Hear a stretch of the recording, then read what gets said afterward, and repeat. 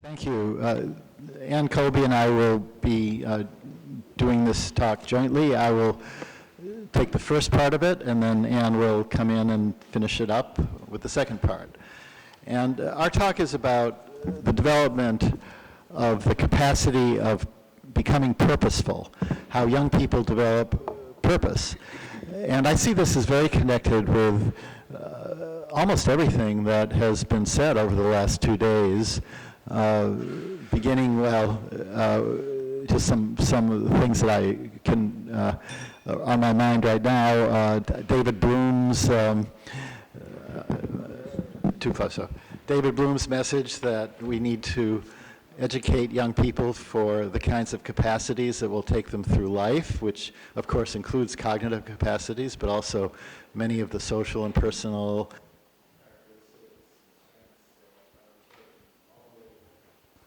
all the way until adulthood.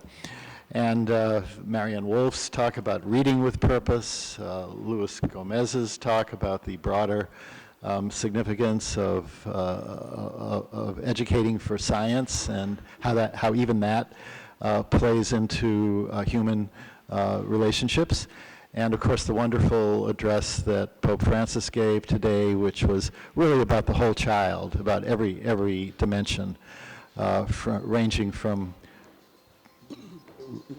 cognitive. Am I doing something wrong, or is that a? No. Oh, that was just a cell phone. From cognitive to moral and character to aesthetic, and all of these are connected in a very central way to young people becoming purposeful. Purpose, of course, has been an important subject of philosophy and theology for centuries.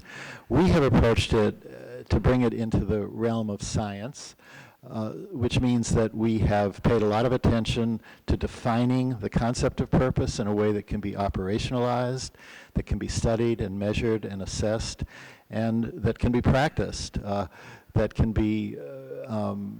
become part of the practice of education.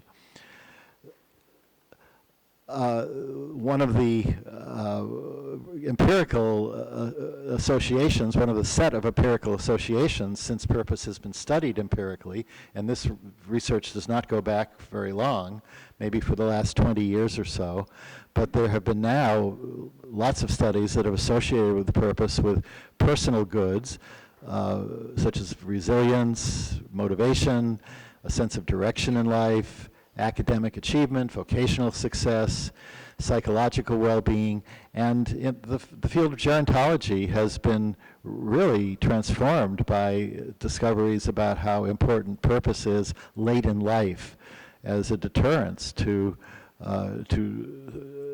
becoming frail and incapacitated and losing energy. So we know that purpose is important, and of course these are the important dimensions for the individual, for well-being, but it's important for the world because purposeful people contribute a lot as they take on causes. Purpose is not the same. As I said, we approach this in a scientific way, which means that we're very careful about defining it in a way that's different than other concepts that people use in the vernacular. Now, these are all English words. Of course, every language has its own words for all of these concepts. But the reason I listed these is that when people talk about purpose in a loose, common vocabulary way, they often conflate it with meaning. They say meaning and purpose, passion, I'm going to follow my passion, dreams, vision, goals, lots of other concepts like that are related to purpose and are all important in themselves, but they do not mean the same thing. And it's very important in a science and in a practice that each concept means its own thing, one and only one thing. If in medicine you had 4 different words for, let's say, the liver or the gallbladder or the spleen, and you use them interchangeably, it would be very difficult to do surgery correctly. And we have the same opinion about education and psychology, that we need to define purpose as to what it is particularly, and it may be related to all of these other concepts, but it's not the same thing.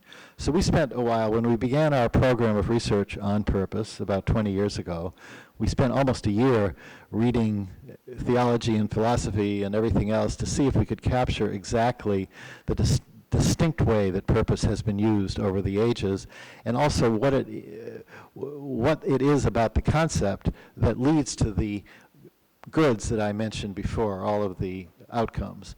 And so this is the definition that we've used, and I'll just very quickly say the important parts of it.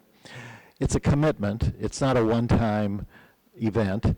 In other words, even if you do something heroic once, like jump in the river to save somebody from drowning, that's a wonderful thing to do, but you would not say that's your purpose in life because it happened once. A purpose is a commitment to accomplish something. And there are two important qualities about this commitment.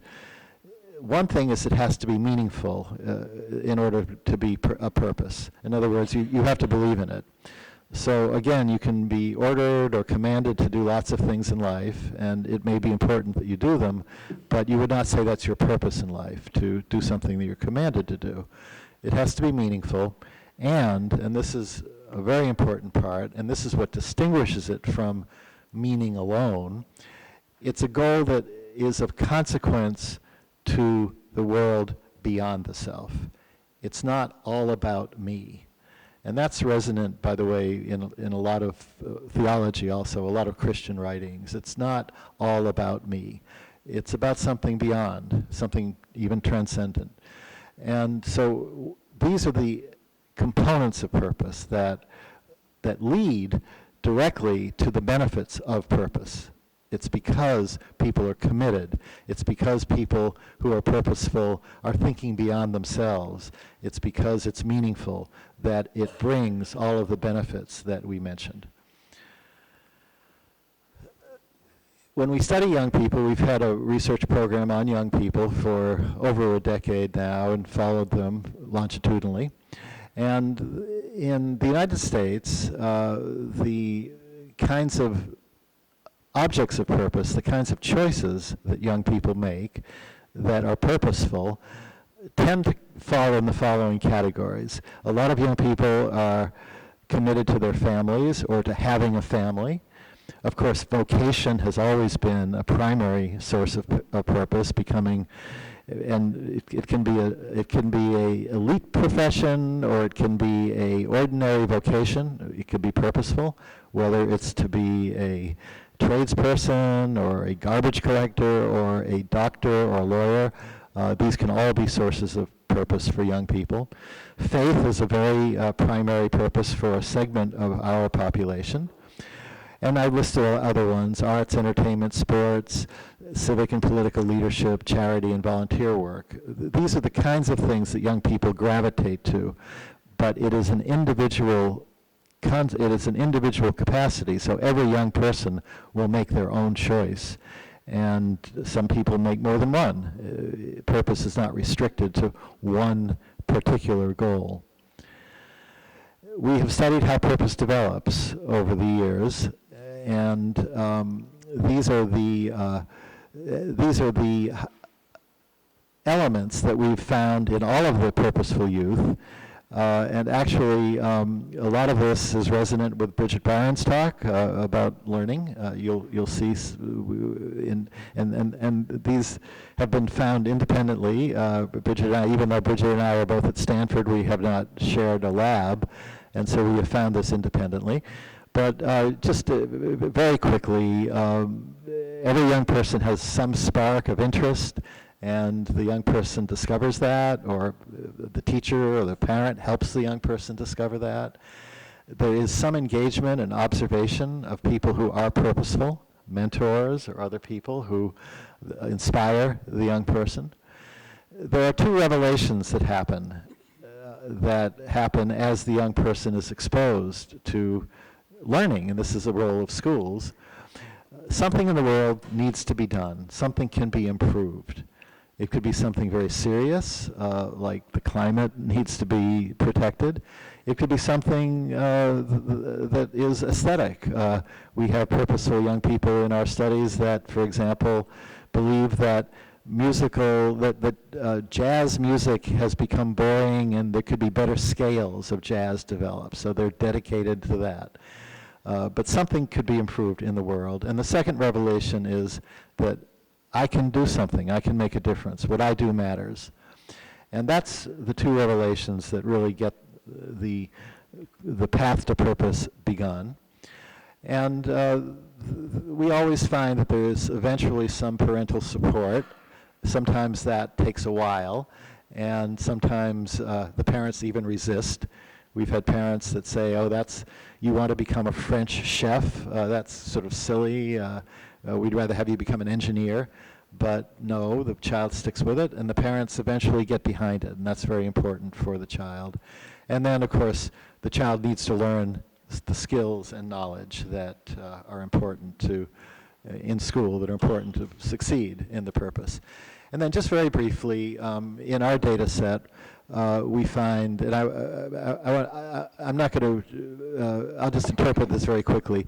We find that purpose is a very slow developing capacity. To be fully purposeful, about 20% of young people in the age range of 12 to 22 are fully purposeful. About another 60% are on their way. They have components of it. And about a quarter of them are not. They have nothing that they found that are any kind of goals. These are all very serious educational opportunities. And we've done these data. These data have not Stanford, us alone, but we've had visiting scholars. We've exchanged data sets with people. And in many countries, the data look pretty much the same in terms of the age trends that we find. Although there are variations in what the choices are that young people have, what they find purpose in, and variations in the roles of schooling, which is a very important point for the Global Pact, is that school systems all across the world vary widely, and yet each school has opportunities to encourage and help young people become purposeful.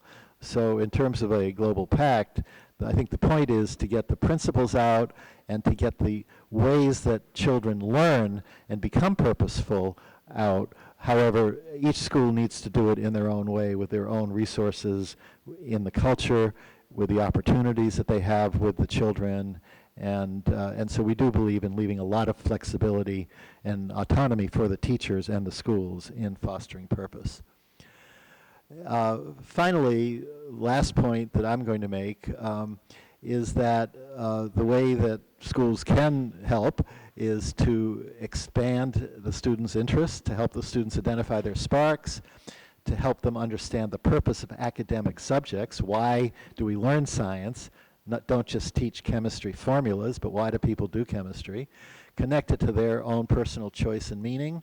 Introduce exemplars of purpose, people who have successfully become purposeful in their lives, and provide opportunities to engage with issues of concern.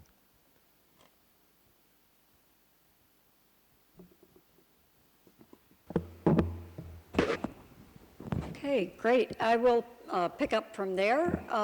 As we have talked with practitioners, and I think there's a growing interest in purpose and in fostering purpose at all levels of the educational system and beyond, we find that there are a lot of misconceptions about purpose. As the word and the idea becomes more popular, there are all kinds of ways that people think about it, perhaps in mistaken ways. It's easy to think that purposes are heroic, that you need to be very self-sacrificing. And in fact, it's true, sometimes people have to give up their life for their purpose, or go to prison for decades, as Nelson Mandela did. But generally, purposes tend to be fairly mundane. They're commitments, and they can be inspiring, but they're often just real world, real life kinds of things. And in fact, goals that are self-related are probably maximized more in people that are also purposeful than in people who aren't. Purposes, we've been talking about them in a way that is pro-social, but sometimes they aren't directly and obviously pro-social. So basic scholarship, basic science, in a way that's not directly or immediately intended to be applied, can also be a direction of purposeful commitment. I think everyone in this room, if we think about purpose in our own lives, surely at least one of our purposeful commitments is to our work, or we wouldn't be here. But that's not always true. When you look broadly at purpose in the population, many people have purposeful commitments that really aren't related to their life's work at all, and that's important for practitioners, I think, and educators to understand as well. Bill already mentioned that a person who has purposeful commitments may not be organizing their lives around a singular purpose, but may have several. So there are people in studies that we've done who've been very purposeful in their work in some field. One that comes to mind is in engineering, but then the man is also very committed to political activism and to environmental activism in addition. So people can have multiple purposes. The most important one, I think, on this list is that purpose is not a luxury available only to the elite. That's far from true. In the few larger scale studies that have been done, it's clear that demographic differences are small. So within the range that participate in surveys, we see essentially no relationship with income or social class. And so being poor doesn't stop people from being purposeful, and being rich doesn't stop them either, which you might think it could. But purpose isn't, the majority of people that we survey are not in fact purposefully committed, but among those who are, the prevalence is about equal, depending on educational level, income, and so on. The one thing that many studies show is that there's often within the United States a race, ethnicity difference in prevalence, with people of color being more likely to be purposeful than the white participants in the study. There's also some common misunderstandings about how you get to purposeful commitments, the paths to purpose. One is, and especially you see this in colleges, you need to find your unique purpose. You need to find it, it's there. If you don't know what it is, you just have to go through various processes to find it. That's not a good way to think about it, because we need to be expanding people's interests and people's concerns and their commitments. So it's a better way to think about cultivating interests and purposes and so on, rather than finding them. Another thing that I have found as I've talked to practitioners about this is that people think, oh, you're trying to become purposeful. You realize it's a good thing. You want to seek purpose. But these people who do have purposeful commitments aren't seeking purpose any more than happy people are seeking happiness. What they're seeking is to make a difference in something that they really care about. And so this idea that you become purposeful by saying, I need to find my purpose and then do it, that's not the way it really works. The other thing is, sometimes I hear people say, oh, my daughter really couldn't figure out what she wanted to commit herself to, her life to, and so on, so she's going to take some time off, go live by the ocean, and see if she can figure out what she really wants to do and then start doing it. That's another misconception. I mean, that could work. I'm sure it has in a few cases. But generally, I always say, keep moving, keep active, engage with things, engage with other people in actions, and then reflect. And reflect with other people, or even in education, reflect in a formal way through writing and discussion and so on. That's going to be much more effective than trying to figure it out in the abstract and then following up. Now, one thing that I really want to acknowledge is that our definition of purpose, I don't know if you noticed this when Bill talked about it, but it doesn't include necessarily a moral compass. The definition of purpose involves contributing something that's meaningful to you and that you intend as contributing to something larger than the self.